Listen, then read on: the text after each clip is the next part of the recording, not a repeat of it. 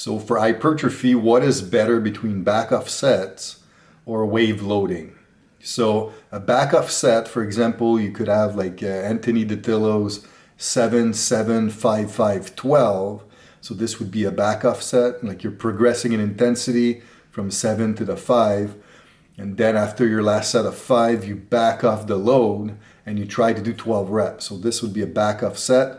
And this is great for hypertrophy because the last signal you're sending is one of volume by doing 12 reps on your last set, although you still reach an intensity of about 85% of 1 RM on your last 2 sets. The wave loading, this technically speaking, it's a form of post-activation potentiation.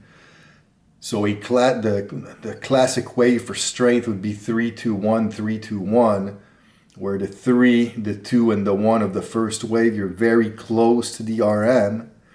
So you're potentiating the central nervous system to allow you to be able to use maybe a little bit more than your actual RM on the second wave.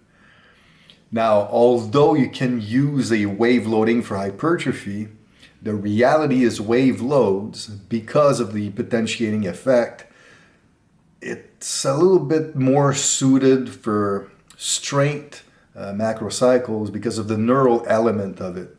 That being said, you could still do waves in the intensifications of a hypertrophy block, no problem, but just understand that the average intensity will be lower, so the potentiating effect won't be as great.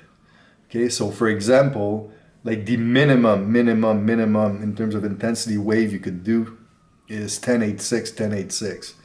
But to be honest, this is at the minimum. Like your intensity is barely high enough to really create a potentiating effect. So for example, 15-12-10, 15-12-10 cannot be classified as a wave, although the reps from set to set are set up as a wave, simply because at that point the intensity is way too low. Okay, so the higher the intensity, the greater the potentiating effect you're gonna get. So that's why, technically speaking, to answer the question, maybe that a back-off set is a little bit more warranted for hypertrophy than waves, although you can still do them. So what's the fastest way to correct left and right discrepancies? So I mean, I'm gonna assume here like that the solution or the question is geared towards strength training. So what's the fastest way through strength training that you can manage left to right discrepancies? I mean, the answer is quite simple. It's doing a lot of unilateral work. But I will say though that the greater the discrepancy, you might get to a point. So let's say you're like 25% stronger on one side. What I would do is I would do at least one more set on the weaker side. So this way, over time, you're creating more volume on that weaker side, which will allow you to catch up a little bit faster.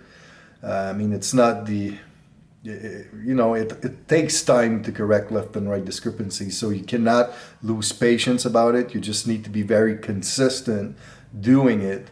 And again, the bigger discrepancy, the more work you do on the weaker side. And also make sure that you always start with the weaker side, because, so let's say that you're using 20 kilo on an exercise on your right side and you can only do 8 reps, but you start on the left side where you could do 15 reps.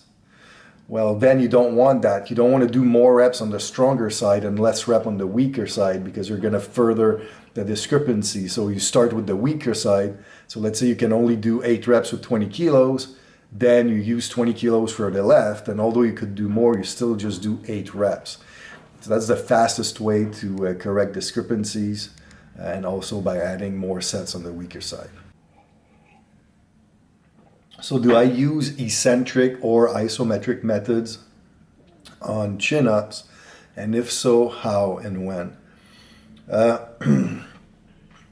So chin-ups, the only time really that I really push eccentric or isometric methods on chins is if the client cannot perform chins and I'm trying to get them to be able to do chins. So if that's the case, I'll use a chin-up progression where I start with an eccentric method and then I continue to an isometric method and on and on. Now, in the context that the athlete can perform chins, in the context of a regular macro cycle, I typically don't use eccentric and isometric methods on chins because of the fact that I'm doing agonist-antagonist double station supersets with upper body, so A1, A2, where the A1 is the pressing exercise and the A2 is the chin-up variation. And the problem is, for most, if you were to double up on an eccentric method or isometric method on both the A1 and A2, it would become so challenging that the effect of the antagonist would be limited. So like by doing the eccentric on your press, the fatigue level would affect your potential on the chin, which would affect your potential on the press after, and vice versa, and on and on. And the problem is, with these methods, they tend to be a little bit more favorable or warranted for pressing movements because of the nature of the muscles involved in these movement pattern, making it more suitable for eccentric load. So that's why I tend to favor these pressing movements with these methods and just let go of these methods with the chins. Now, with a high-level athlete that has good work capacity, you could, during a phase where you want to emphasize chin, you could double up if you wanted to on A1 and A2, assuming they can take that type of load. That's not a problem, but you just need to qualify your athlete to get to that point. But again, like just as a general rule of thumb, at first use it on one of the two and use it on the pressing simply because it has more return on investment early on in your training. So the question is, with 4 sets of 12 at 80%, at which percentage do you aim to start and finish? So I wanted to answer that question because I wanted everybody to be clear on this. 4 sets of 12 at 80%. So that's not possible. So you need to understand the 1RM continuum. So each rep is associated to a percentage of your 1RM, and 12 reps represent 70% of your 1RM with the majority of people. So what that means is, if your 1RM is 100 kilos, that's the maximum weight you can do for one rep. If I prescribe 12 reps, most of you will be able to use 70 kilos. But that's it, like they won't be able to use 75, they won't be able to use 85. Most people are going to be able to use only 70 kilos. So that's 70%.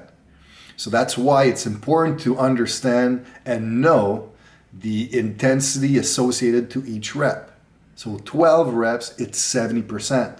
So because of that, it's impossible to do 12 reps at 80%. Okay, it's just like you won't be able to. You're going to crash by the time you reach 6, 7 reps. Okay, so that's one thing to understand. Now, that being said, so let's say the question was 4 by 12 at 70%, which now represents 12.